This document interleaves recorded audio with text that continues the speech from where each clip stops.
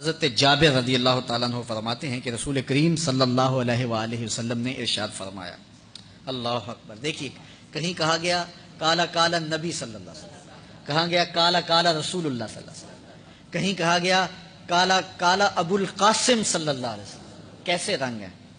حضرت عائشہ بھی روایت کرتی ہیں حضور کی حدیث، تو کبھی نہیں کہتی کہ کالا کالا زوجی، میرے شوہر نے کہا، وہ بھی کہتے ہیں کالا کالا رسول اللہ، میرے رسول نے کہا۔ حضرت عباس روایت کرتے ہیں تو کبھی نہیں کہتے کہ میرے بھتیجے نے کہا، وہ بھی کہتے ہیں کالا کالا رسول اللہ صلی اللہ علیہ وسلم۔ اللہ اکبر۔ حضرت علی روایت کرتے ہیں، حضرت علی حضور کے بھائی لگتے ہیں نا، تو کبھی نہیں کہتے کالا کالا اخی، میرے بھائی نے کہا، وہ بھی کہتے ہیں کالا کالا رسول اللہ صلی اللہ علیہ وسلم۔ اللہ اکبر۔ یار رسول کا رشتہ کتنا بڑا رشتہ ہے۔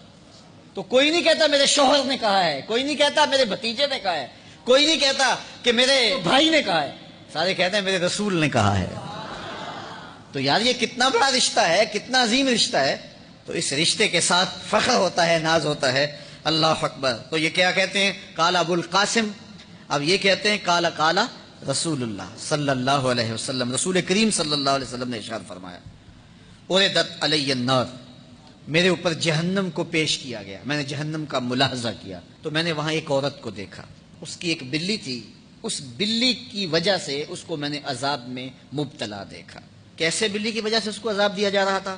اس نے بلی کو باندھا ہوا تھا، قید کیا ہوا تھا، نہ تو اس کو وہ کوئی دودھ دیتی تھی، کوئی اس کو کھانے کے لیے چیز دیتی تھی، اور نہ ہی اس کو چھوڑتی تھی کہ وہ زمین کے کیڑے مکوڑے کھا کے اپنے پیٹ کی آگ بجھا سکے، یہاں تک کہ وہ بلی بھوک کی وجہ سے مر گئی۔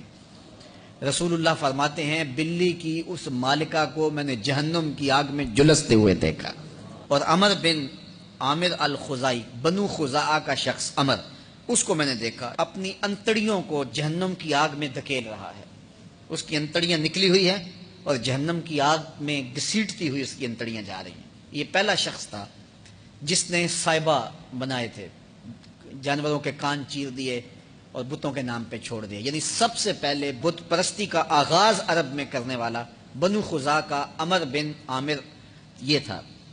تو اس کو میں نے حضور نے فرمایا دیکھا کہ یہ جہنم کی آگ میں جلس رہا ہے، چونکہ اب جتنے بھی لوگ بت پرستی کریں گے ان سب کا گناہ عمر بن عامر کے نامہ اعمال میں درج ہوگا، ان کو بھی گناہ ملے گا جو بت پرستی کرتے ہیں، اور چونکہ ایجاد اس نے کیے تھے، بت اس نے بنائے تھے، تراشے اس نے تھے، پھر اس کے بعد اس نے جانور بتوں کے نام پہ چھوڑے تھے، چڑھاوے چڑھانے کا انداز اختیار کیا تھا، لہٰذا اس کو جو ہے وہ گناہ پہنچتا رہے گا۔ تو کہا میں نے اس کو عذاب میں مبتلا دیکھا۔ تو اگر خیر کی بنیاد رکھو گے نیکیاں ملتی رہیں گی، کھاتے کبھی بھی کلوز نہیں ہوں گے، اور اگر برائی کی بنیاد رکھو گے قیامت تک اس برائی پر جو عمل کرتے رہیں گے اس کا گناہ بھی کھاتے میں پڑتا رہے گا۔ اللہ اکبر۔ تو ہمیں اچھائی کی طرح ڈالنی چاہیے، نیکی کی طرح ڈالنی چاہیے۔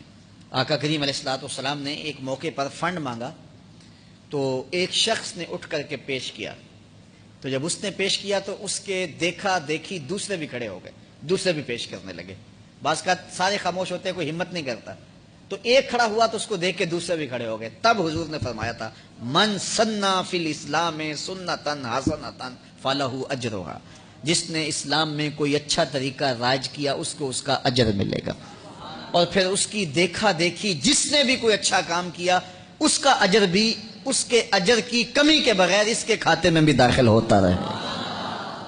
اس لیے نیک، اور میں کئی لوگوں کو جانتا ہوں کہ جو جمعۃ المبارک کے اجتماع میں، پیر کے اجتماع میں لوگوں کو لے کے آتے رہے، کسی وجہ سے وہ خود نہیں آتے لیکن جن کو لے کے آتے رہے وہ اب بھی آ رہے ہیں، تو وہ اگرچہ نہیں آ رہے اور کچھ فوت بھی ہو گئے ہیں، تو جو جن کو لے کر آئے ان کے کھاتے کا ثواب ان کے نامہ اعمال کے کھاتے میں بھی درج ہوتا رہے گا۔ تو اس لیے اچھائی کی طرح ڈالو، نیکی کی طرح ڈالو، اچھائی کی طرف جاؤ۔